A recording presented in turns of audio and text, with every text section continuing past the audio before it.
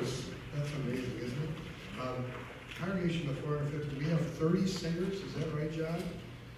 We have a couple of people narrating, we have an accompanist. This is just quite a day. And you know, it just punctuates, once again, that First Lutheran is a place where there are lots of entry points. We have this choir, and my goodness, it's just been amazing. And you know, and we've got this worship experience. It's kind of a traditional worship experience. You come on Wednesday night, you're going to find something very different here. Very, very different. I mean, you come in about 5 minutes before 7. The kids are milling around back and forth. The place is just buzzing. The music, you come in, and I'm not kidding when I say bring cotton for your ears, because it's loud and it's ridiculous, and people are swaying, clapping, and you know, it's all serving one purpose. It's not how we do it; it's what we say and who we follow, the Lord Jesus Christ. And so we're going to come back to the choir here in a minute, but now a message from our sponsor. So we are having significant problems today with our with our system here. And you can see this. This is all great. There's some video there. I don't think this is even getting out on live feed. They're all saying, nope, it's not getting out. I'm sorry, folks. I wish this was out there. Yep, it's live. It's shaky camera video. Live on Facebook with a handheld camera. So we are live. Hi, everybody. We're glad you're here.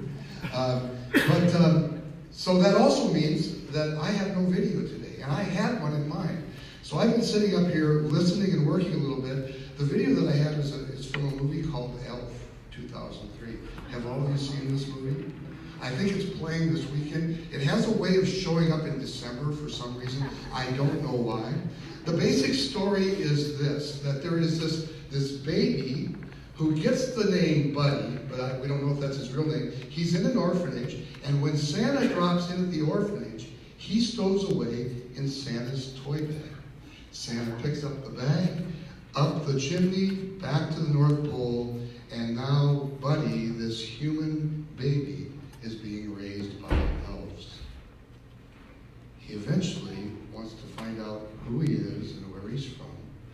And so he goes from the North Pole to New York City to find his father, a guy by the name of Walter Hobbs, who is a book publisher and is heavily invested in his work, which at this point in time is not a good thing for Walter, because the work that he's doing, his books are tanking on the market, which means that he has to work even harder. He's a workaholic, and he's going to work even harder to turn the publishing thing into a success, and all the while, he's losing his younger son.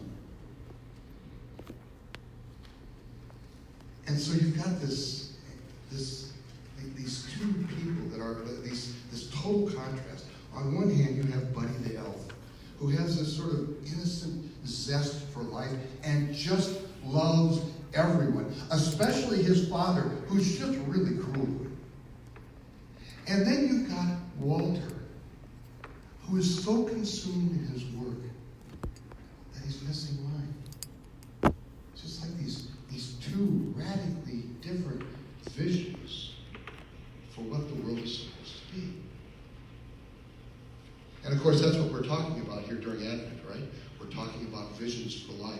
This is the second week in a 4-week series, overarching theme for the entire year, God-powered, Spirit-led, and right now we're starting with a vision. What is your vision? We're ramping up to Christmas. And I want to talk today especially about what is your vision. And let me start just by asking you a question. Where are you going? What's your vision for life? What's that point out on the horizon that gives your life meaning? As you think about that, it's an important question to ask, because I think so often we just sort of default into some assumptions. Walter does that in Elf. I mean, work's it for Walter. There's just no question. It's what everybody around him does, so obviously he's going to do it. It's what he thinks is expected of him by his family, by his friends, by the community around him. It's everything. Work is everything for him. And so he just sort of defaults into that position. It's the only thing. So much so, life's passing him by. And he doesn't see it because he's bought in to the amnesia, to the belief that this is what life is supposed to be. His son sees it. His son and Buddy are having this conversation, and Buddy says, Dad's the greatest. And his son said, no, he's not the greatest dad in the world. He's the worst dad in the world. All he thinks about is work. All he cares about is work. He doesn't care about you or me or anyone else. Where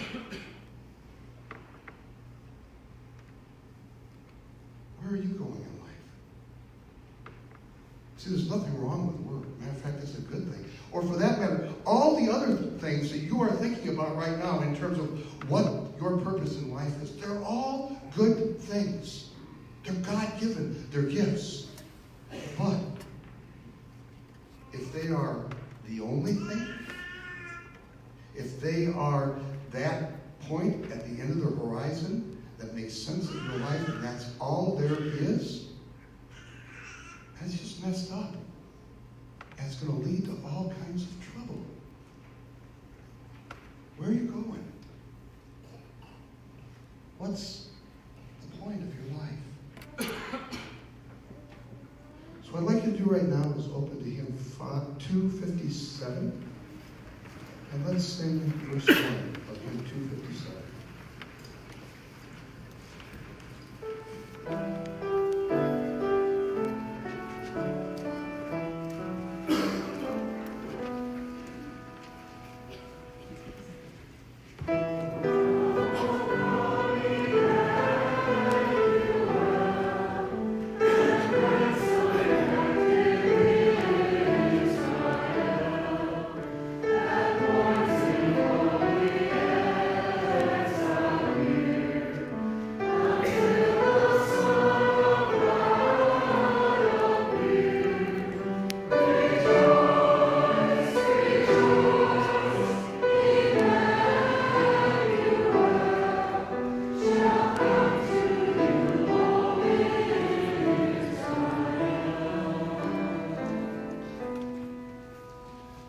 Okay, so that first question leads to an important second question.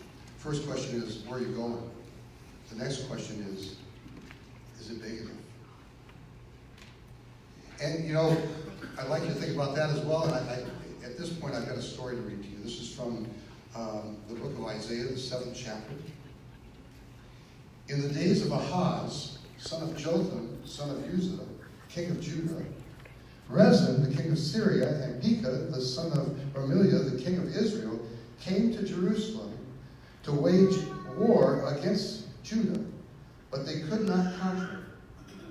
When the house of David was told Syria is in league with Ephraim, his heart and the heart of his people shook as trees of the forest shake before the wind. And the Lord said to Isaiah, go and meet Ahaz, you and your son, at the end of the conduit by the upper pool and the highway to the fuller's field, and say to Ahaz, take heed, be quiet, do not fear, and do not let your heart be faint, because those are two smoldering stumps at the fierce anger of Ephraim and Syria, and the son of Rimmon. Because Syria and Israel, they are against you. They say, let us go and conquer Judah and terrify it. Let us conquer it for ourselves and set up a tabernacle in the midst of it. But then God says, they shall not stand. It shall come to pass that Syria will be conquered and Ephraim will fall. Again, the Lord spoke to Ahaz, ask a sign of the Lord your God. Let it be as deep as Sheol and as high as heaven. But Ahaz says, I will not ask. I will not put the Lord to the test. And he said, hear then, O house of David, is it too little for you to weary men, that you weary my God also? Therefore the Lord himself will give you a sign. Behold, a young woman will conceive and bear a son, and they shall call his name Emmanuel. So you see, there's this king by the name of Ahaz, 750 years before the time of Jesus. And he's the king of Judah. And he has a vision for his life. His vision is to be king. And his vision is to make his kingdom great. And he will do anything to protect that vision. He will eventually make a deal with the devil, with an empire called Assyria. Assyria at the time is the greatest power in the neighborhood. And he's going to make a deal with them, no matter how bad they are, just to save his own skin and to keep his position. He's not only going to do that, but he's going to sacrifice his son on the altar of an Assyrian god and pay this god off, so in the hopes and in the belief that if he does this, he'll be able to keep his kingdom. I mean, this is big stuff for Ahaz.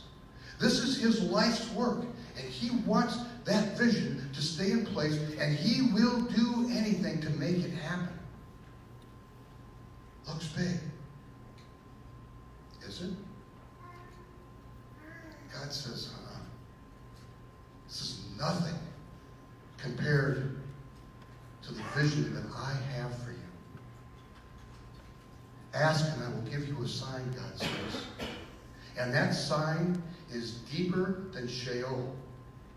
Sheol is the underworld, the place where the dead go. And it is the furthest place from God in the universe. My promise goes deeper than that. My promise goes higher than the highest heaven, where you are right next to me. This is big.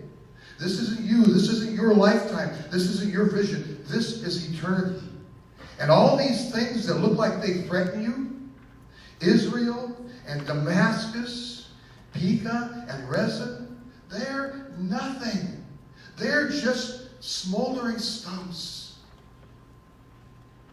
I mean, I'd like you all to think about this. Before today, how many of you have heard of Ahaz, the king of Judah? I got one hand. I've got two hands. 3 hands. 4 hands. Be honest, people. Okay, how many of you heard of Pekah? How many of you heard of Rezin? It's not because you're bad Bible students. It's because they don't matter. They've come and they've gone, and they have faded into nothing. They are just this tiny, insignificant speck in a world of much bigger things. And that's what God is trying to show Ahaz. He says, I have something that is deeper even than death. I have a vision for you that is so large and it is so complete that nothing will ever separate you from me. This is a vision for eternity, and Ahaz, it will be yours. And it will be for all your people for all time. And even when Ahaz rejects it, he says, this isn't for me. I'm going to handle things myself. He makes his deal with the devil. He does it. He burns his son on the altar of this pagan god. God says, I'm bringing it anyway. A virgin will bear a child, and his name will be Emmanuel. And all that promise, from the deepest depths, from the highest heights, promise that expands the universe, a promise that reaches to eternity, will come, will be your vision for your life. Let's sing.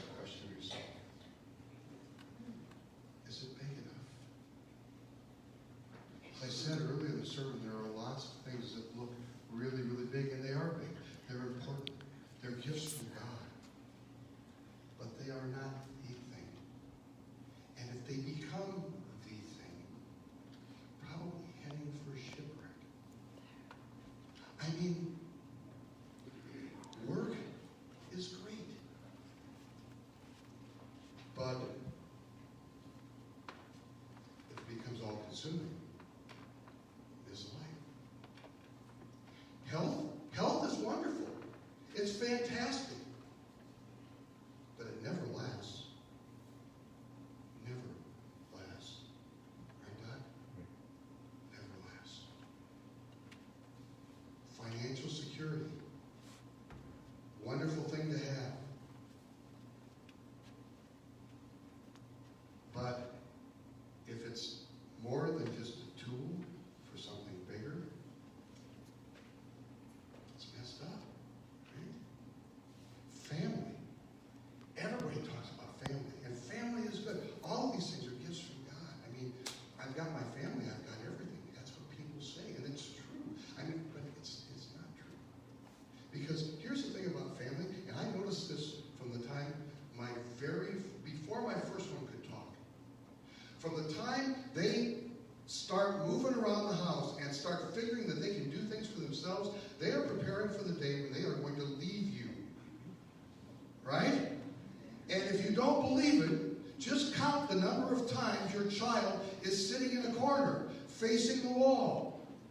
Because all that child is really doing is getting ready to go. Getting ready to launch into life. Getting ready to have his own family, her own career, her own vision.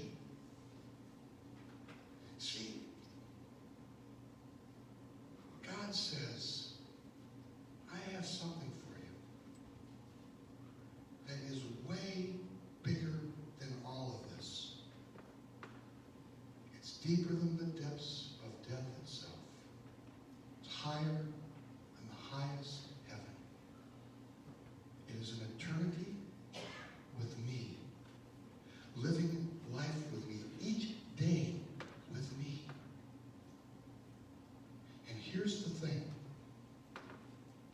You get that right, everything else falls in place. You start setting that point on the horizon on stuff that doesn't cut it, that's not big enough, that's not deep enough, that's not wide enough. You're superimposing a whole bunch of expectations on those things that will never make the grade. And in the end, they will disappoint you. Set your things on eternal promises. And I'm talking about each of you individually. You as a person. Set your heart on heaven. Make that your vision. And then all those expectations are removed. And all of those things that are so important in our lives, they can be what they are. Gifts from God. Important gifts. Meaningful gifts. But you're not looking to them to do something they can't do. When they're in their proper place, they are a great blessing. When they're not, they lead you to shipwreck. So as you all know, I'm a Boston Red Sox fan. If you don't know that, you do not. I'm a rabid Boston Red Sox fan. I started in the 75 series. Those of you that know Boston know this series. When Carlton Fisk hits the dinger off of the left field pole and it bounces fair and he's pushing it this way, that's when I became a Red Sox fan, and I set myself up for a whole bunch of years of disappointment until 2004 when the Boston Red Sox won the series, and they were led by, among other people, a guy by the name of Manny Ramirez. Manny has a career batting average of .321 in the major leagues. He's hit 555 home runs, and he's tied for first in postseason home runs in one season. I mean, this guy has done it all. And he was really messed up. He took steroids, probably will keep him out of the Hall of Fame. He was such a bad boy that the Red Sox in 08 had to get rid of him, had to trade him, because he was just a distraction. Well, 5 years ago, Manny says he found Jesus. And now he's in seminary.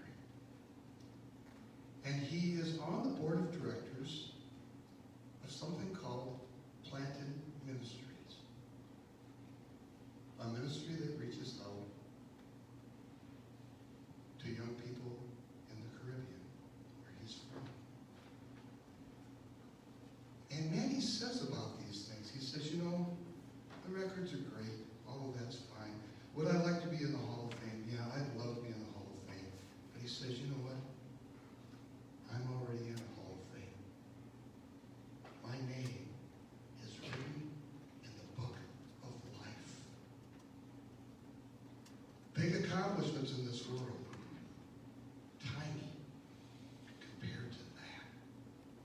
So small, so insignificant compared to the eternity that Jesus has prepared for you. So, my friends, let me ask the same question in a different way. What's your Hall of Fame?